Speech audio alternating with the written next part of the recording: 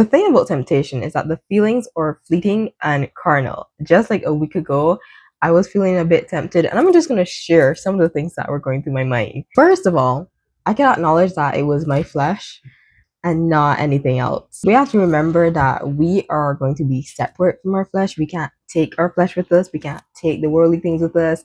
So whatever you're feeling here on earth, you gotta ignore it. Kind of, but not actually. Number two is that the feelings are fleeting.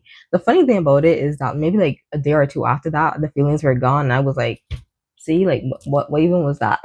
And what was going on in my mind in the moment is that if I had this opportunity in front of me right now to sin, I would not take it. I know that if I was put in this situation in real life, I'm not gonna take it. I'm not gonna be interested in it. But the thought and the temptation, it seems really sweet, doesn't it? You have to realize that the feelings are going to go away. I know they may feel really strong in that moment, but they're gonna go away at some point. They will.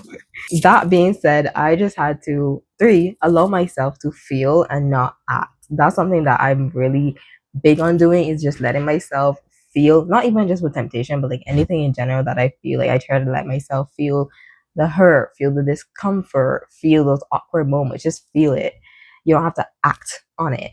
And part of feeling it, maybe you need to just seek support, talk to somebody. In my case, sometimes I like to journal. Like if I feel tempted, I just journal about it instead of trying to do something about it. As long as you just don't act on it, unless the act is you praying. And I also just read my documentation. This is why I love having a word journal. And that's where I like journal, talk to God, pray, and stuff like that. So I can just read other prayers that I have said to God before. And I'm like, well, this is what I left, or this is what I had to deal with. This is what I've overcome. So I know that I can get through it. And of course, reading the Bible to remind yourself, or just to focus on something else.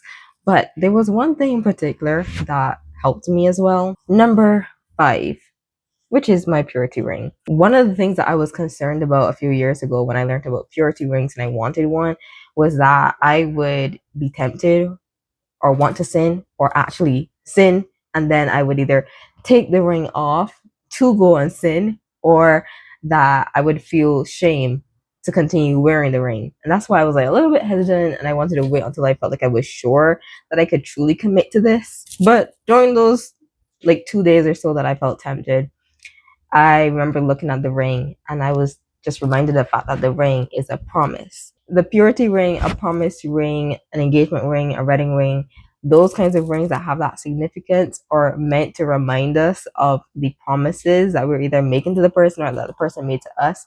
And in that moment, I remember that this is a promise. This is a vow that I'm making to God.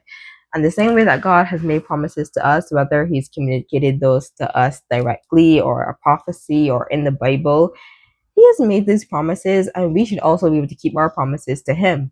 Imagine we're expecting God to come through with all these things He's promised us, or all these desires that we have, and you can't even keep a simple promise to Him. Now, granted, we are human, we're not God, so we definitely don't have the same abilities as God. But the point is, I can make a promise to God, and I need to be able to keep that promise the same way that He has made promises to me. So that's my little 2 cents on my temptation moment.